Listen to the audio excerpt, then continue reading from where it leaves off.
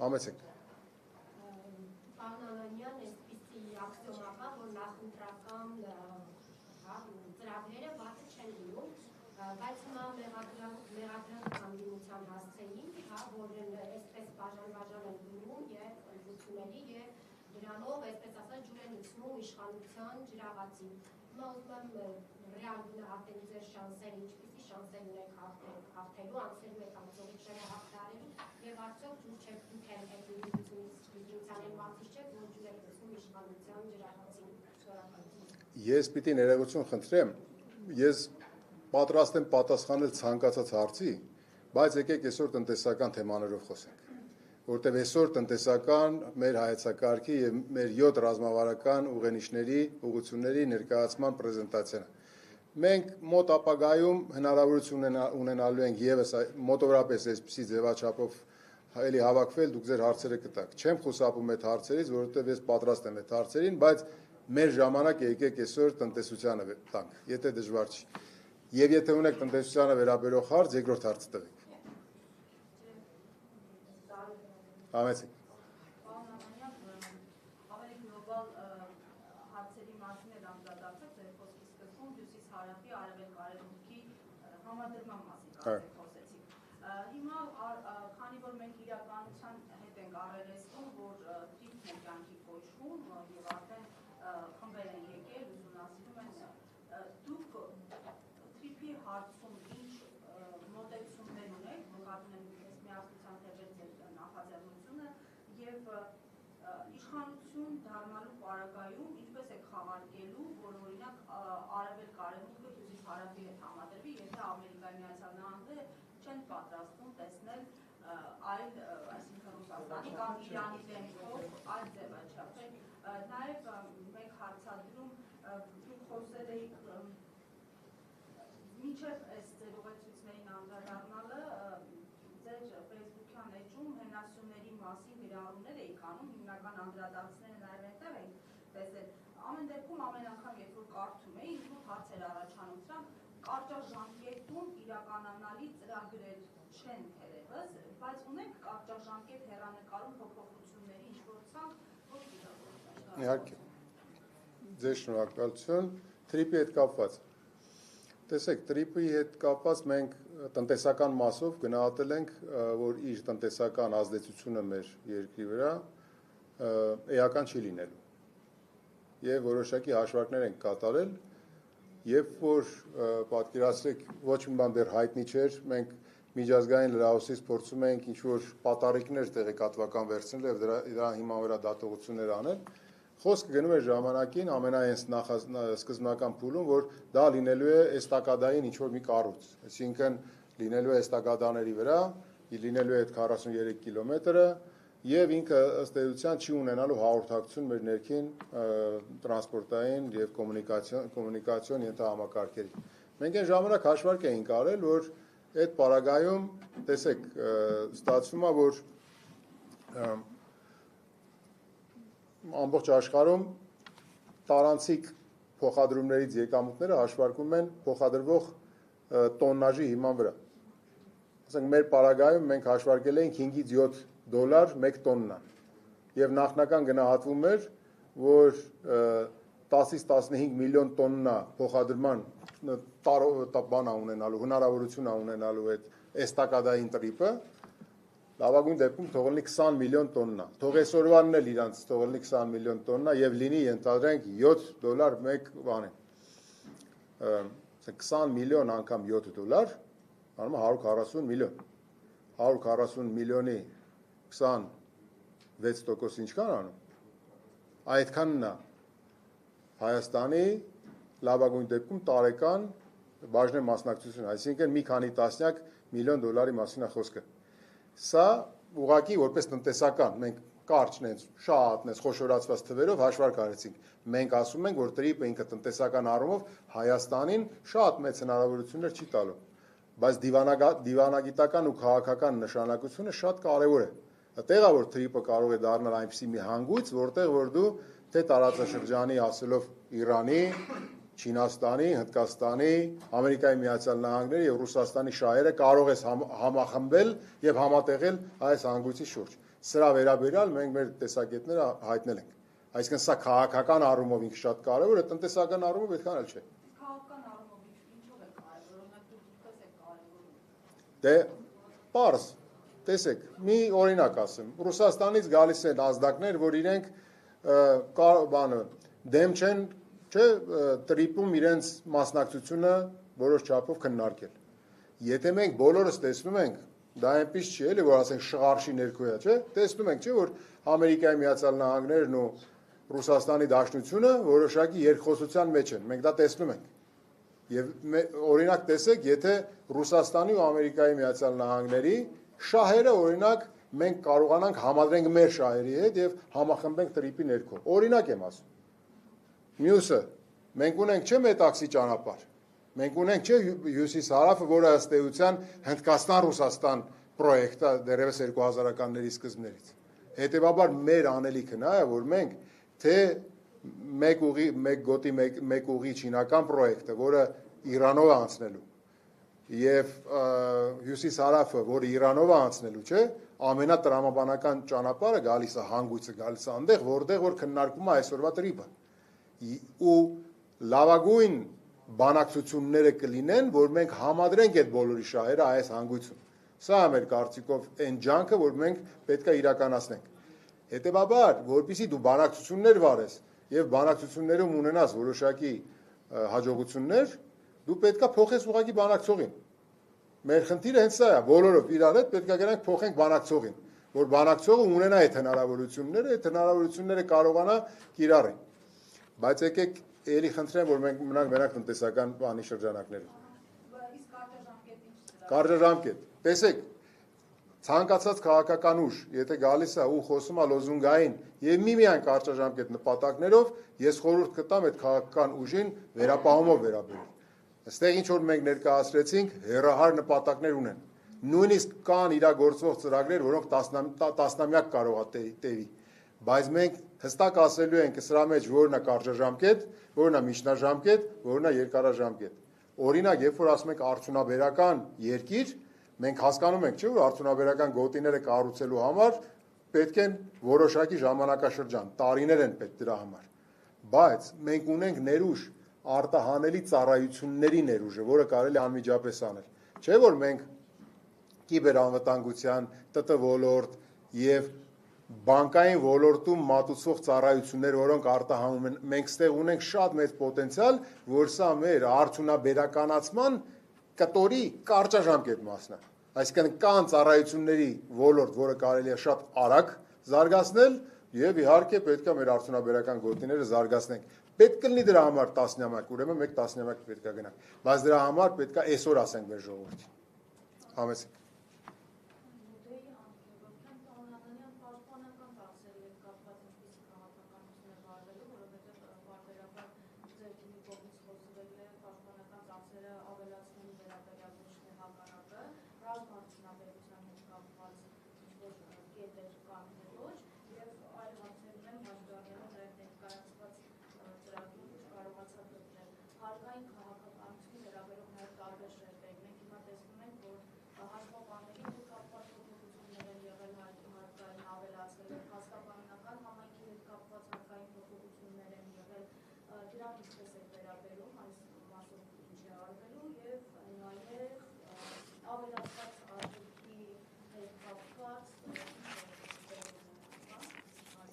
Շատ լավ։ Դե երբ որ ասեցինք, որ 25 թվականի հունվարի 1-ի դրության փոփոխությունները հետ ենք տալու, այդ նշանակումը միանգամից վերացնելու ենք այդ անբարենպաստ փոփոխությունները։ Այսինքն վերականգնելու ենք ստատուս քվոն։ Այդ ամբողջ բլոկը, որ դուք նկարագրեցիք, փաստաբաններ, հաշվապահներ եւ ընդհանրապես ՓՄԶ ոլորտում, միկրոձեռնարկատիրության ոլորտում եւ շրջանառության հարկի ոլորտում գործողները, որոնք որ հունվարի 1-ից նաեւ սահմանափակումներ եղան ոլորտային, որ իրենք չեն կարող այս կամ այն համակարգով հարկման համակարգի ընտրություն իրականացնել, մենք բերելու ենք ստատուս քվոն վերականգնենք։ Դե կարևորը նա է, որ քանի որ ինքը չի եղել պատշաճ հիմնավոր, մենք վերականգնում ենք դա եւ դա լինում է մեր հենց ուղերձը, որ մենք սկսում ենք նոր հարկային քաղաքականություն եւ դադար ենք վերցնում, որպեսզի մենք դիզայնանենք մեր նոր հարկային քաղաքականությունը։ Ավելացված արժեքի հարկը փուլային վերացնում ենք, մեր գործընկերոջ տված հարցի պատասխանի շրջանակներում դրան անդրադարձա, շրջանառության հարկը անմիջապես ենք վերացնում, փոխարինելով այն վաճառքի հարկով։ Եվ ամբողջ հարկ վճարողները անուղղակի հարկերի մասով, բացի ակցիզային հարկից, վճարելու են միայն առևտրի հարկ բոլորը։ Մի պարագայում առևտրի հարկը կփոխարինի շահութահարկին նաև, իսկ մի պարագայում օրինակ 115 միլիոնից բարձր իրեն կմիանա նաև պրոգրեսիվ հարկվող շահութահարկը, օրինակ էլի 12, 18, 25% դրույքաչափով։ Հարկային բեռի նվազեցումը մեր հարկային այս փոփոխությունները ենթադրում։ Մյուսը պաշտպանական ծախսերը։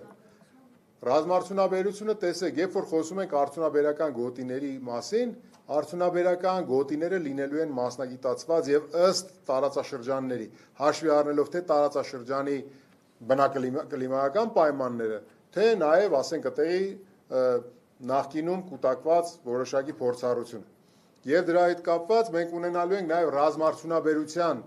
արդյունաբերական գոտիներ։ Երբ որ ասում ենք արտահանելի տնտեսություն, ռազմարդյունաբերությունը մեր արտահանելի տնտեսության մի բաղադրիչն է դառնալու։ Ինքը ունենալու է երկու շատ կարևոր դերակատարում։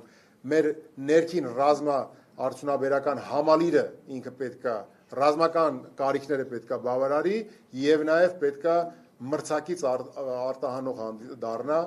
աշխարհում։ Սա մեր հեռահար նպատակներն են։ Ռազմական ծախսերը, պաշտպանական ծախսերը մենք ավելացնելու ենք։ Մենք մեր նախաձեռնության ղեկավարը վերջերս իր հանրային ելույթներից մեկի ժամանակ ասեց, կարծեմ բանակի օրվան նվիրված ուղերձում ասեց, որ մենք պաշտպանական ծախսերը բարձրացնելու ենք, այն պետք է կազմի հնայի առնվազն 8%։ Հնայի առնվազն 8%, եթե մենք դա դնում ենք, օրինակ, հնարավորություն ենք ունենում այս տարի ձևավորել կառավարություն եւ նոյեմբերին ազգային ժողով ներկայացնենք 27 թվականի պետական բյուջեի նախագիծը,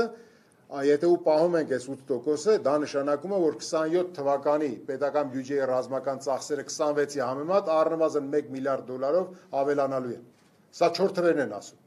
Ու այդ հնարավորությունը մենք պետք է ունենանք։ Եթե դեռ կարճաժամկետ հեռանկարում մենք չունենանք դրա ապահովող եկամուտները, ապա մենք պետք է շատ գոտիները սպնդացնենք, շատ ծախսերի գծով կատարենք հարկաբյուջետային կոնսոլիդացիա եւ ապահովենք այդ 8%-ը։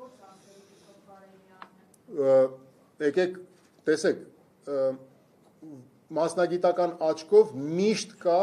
հնարավորություն կա մոտ 100-ից 120 միլիարդ կրճատելու ավանդաբար բյուջետային այն ծախսային հոդվածները, որոնք տարիներ շարունակ նախատեսվում են բյուջեով, բայց օրինակ չեն իրագործվում։ Այդտեղ մեծ հնարավորություններ կան այդ հարկաբյուջետային կոնսոլիդացիաների։ Պատկերացրեցիք, այսինքն հնարավորություն կա դա իրականացնելու, բայց մեր շեշտը լինելու է նաև հարկային մուտքերը ավելացնելու վրա։ Հրապարակորդ Տեր-Պապիկյան, պարոն Անանյան, Հայաստանում միանշանակ չընդունվեց Ադրբեջանից, նաև Ադրբեջանով ցորեն մեզին վերելը,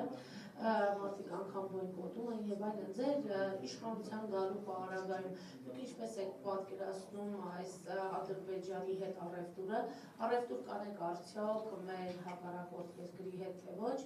եւ ձեր ծրագրի 7-րդ կետը կարծեմ դրամի թվայնացումը։ Խոսքը պետական ամբողջ գնումների մասին է, դուք այդպես եք պատկերացնում, որ գնումները ամբողջ պետական ապարատի պետք է լինի թվային լինի, եւ սա արդյոք այդ թվայնացումը իրենից երկար ինչ-որ պրոցես, դրան ասել է երկար պրոցեսի ենթադրում պարոնանյանը։ Շնորհակալություն։ Միշտ հիշենք, որ տրանսպորտային փոխադրումների դիվերսիֆիկացիան ցանկացած երկրի համար բնականաբար ինքը օգուտ է։ Բայց ձեր հարցը ունի երկու կոմպոնենտ, ունի տնտեսական եւ քաղաքական։ Առաջինը տնտեսականը նրանում է, որ եթե դու այլընտրանքներ ես ստեղծում, տարբեր երկրներից ուզում ես դիվերսիֆիկացված ներմուծումներ ունենալ, ապա դու պետք է գնահատես, թե քո ներմուծումները որ երկրից ես բերում։ Ունենալով մտքումդ, որ եթե դու օրինակ մենք խոսեցինք, չէ՞, մեր ռազմավարության ներկայացման շրջանակներում, որ ներմուծող երկիրը ըստ էության ֆինանսավորում է այդ երկրի հնան եւ նրա տնտեսությունը։ Մենք պետք է գնահատենք, մենք տնտեսական բաղադրիչը դրանում է, մենք արդյոք ուզում ենք օրինակ Ադրբեջանի հնան մեր ազգաբնակչության սպառման հաշվին ավելացնենք։ Մեր կարծիքով ոչ, չենք ուզում։ Հետևաբար այլընտրանքներ փնտրելու ճանապարհին Ադրբեջանը առաջնային այլընտրանքը չի իմ կարծիքով։ Երկրորդը քաղաքական առումով երբ որ դու դեռ ունես չլուծված բազմաթիվ խնդիրներ, երբ որ դու միջազգային ատյաններում ունես հայցեր ներկայացված եւ այդ հայցերը մեր կարծիքով պետք է ավելացնես եւ ավելի կոշտ ու ավելի հասցեական պայքար մղես, որպեսզի Արցախահայության վերադարձի իրավունքի հետ կապված ունենաս ինստիտուցիոնալ հիմք, չէ՞։ Այդտեղ դու պետք է տեսնես, որ այս քաղաքական առումով դու օգնում ես այն երկրին, որը ցեղասպանական գործողություն է իրականացնել մեր հայրենակիցների նկատմամբ, դու թույլատրում ես, որ ինքը ըստ էության իր այդ վարքագծով ինչ որ այլընտրանքային պատկեր ստանա, ստեղծի, այսինքն փակի, չէ, ու բարեգործի բան ձեռք բերի ամբողջ աշխարհով։ Էլ ինչ եք ուզում, տեսեք, բենզին են մատակարարում, տեսեք, ծորեն իրաց տարածքով է գալիս, այսինքն այս վարքագծային դրսևորումը ինքը քողարկում է ըստ էության այն ոճիրը, որը իրագործվել է մեր ազգաբնակչության եւ մեր հայրենակիցների նկատմամբ։ Բայց ելի խնդրում եմ ժողովուրդ ջան, եկեք տնտեսական հարցերով։ Հա, թվային դրամը, տեսեք, թվային նախ չենք ասում դրամի թվայնացում, ասում ենք թվային դրամ, դրա մեջ տարբերություն կա։ Թվային դրամը դա երրորդն է, կանխիկ, անկախիկ եւ թվային դրամ։ Թվային դրամը ասում ենք, որ աստիճանաբար ամբողջ գնումների համակարգը գնալու է։ Ինչպես ենք մենք դա պատկերացնում։ Թվային դրամի կոնցեպտը իրագործվելու է էլի կարճաժամկետ, երկարաժամկետ, միջնաժամկետ, կարճաժամկետ հեռանկարներով։ Կոնցեպտը երբ որ ազդարարվում է, ինքը նաեւ սկսում է ռեեստրից։ Առաջնային այն ապրանքներն ու ծառայությունները, որոնք պարտադիր պետքա թվային դրամով ձեռք բերվեն Հայաստանի Հանրապետությունում։ Եվ մենք պետքա իրար հետ ընտրենք այն խոցելի պետական գնումներին, խոցելի գնումները, որոնք են, որ առաջին հերթին պետքա թվային դրամով լինեն։ Օրինակ, կարող է մենք ամբողջ պետական համակարգների, ենթադրենք վառելիքի մատակարարումը, սկսենք թվային դրամով, առաջին ծիզեռնակը, հետո աստիճանաբար գնանք։ Միջնաժամկետ հեռանկարում այո ամբողջ պետական գնումները պետք է անցնեն թվային դրամով, որպեսզի գնման բոլոր գործարքները լինեն այդպես համաժամանակեցման, ասենք այդ բանում, չէ, ներողություն, օնլայն ռեժիմով վերահսկելի եւ բան, տեսանելի, traceable, ինչպես ասում են, հետագծելի։ Համեցեք։ Հարցի մի մասին դուք պատասխանեցիք, նորից տրիփին էր վերաբերում, ինձ հետաքրքիր է դուք քննադատեցիք այդ ծրագիրը, բայց ամեն դեպքում ունենք ինչ ունենք։ Հիմա այս պարագայում մենք դատապարտված ենք եւ ավելացնել Ադրբեջանի հնան եւ առևտուր անել կամ փորձել մեր, այսպես ասած, տնտեսական ռազմավարությունը կապել այս ծրագրի հետ։ Մենք սրանից ոնց կարող ենք առավելագույնս օգտվել, հա, տվել ենք արդեն մի մասը,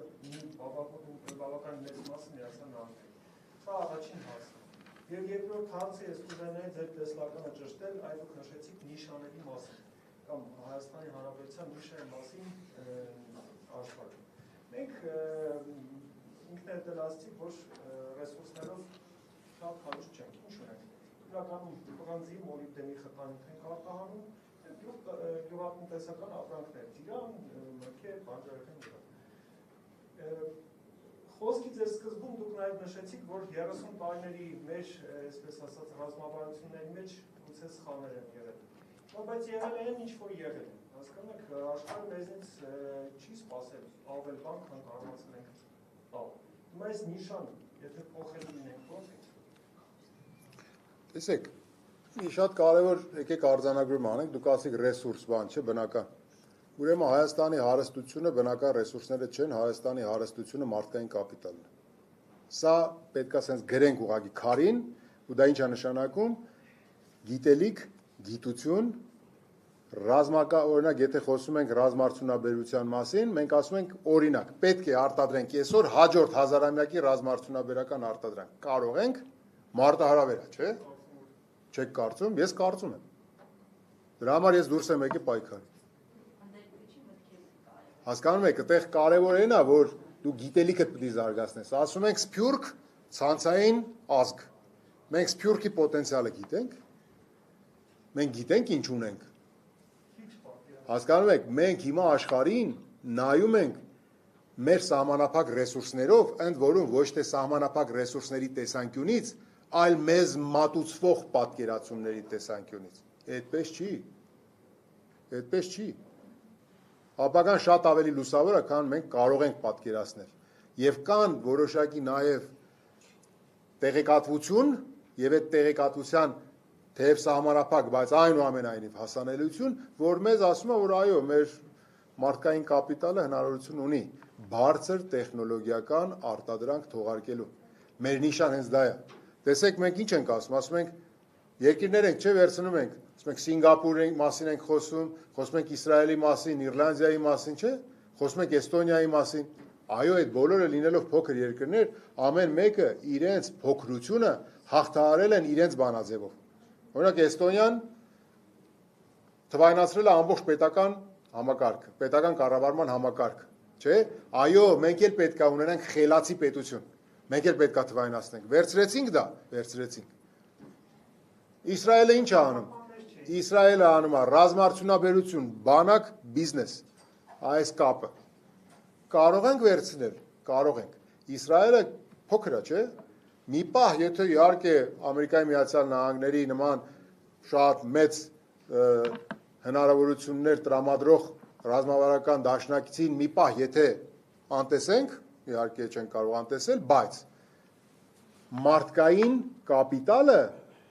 հրեաների թույլ է տվել եւ իրենց ցանցային ազգ լինելու այս իրականությունը թույլ է տվել, որ ինքը ունենա նաև արտահանելի ռազմարդյունաբերություն, արտահանելի բժշկություն, արտահանելի եւ այլ եւ այլն։ Հիմա մենք խոսում ենք ծառայությունների մասին, ներգնա туриզմը, արտահանելի ծառայությունների շարքումը։ Տեսեք, բանկա որ կարելի է շատ անմիջապես անել։ Ամբողջ քո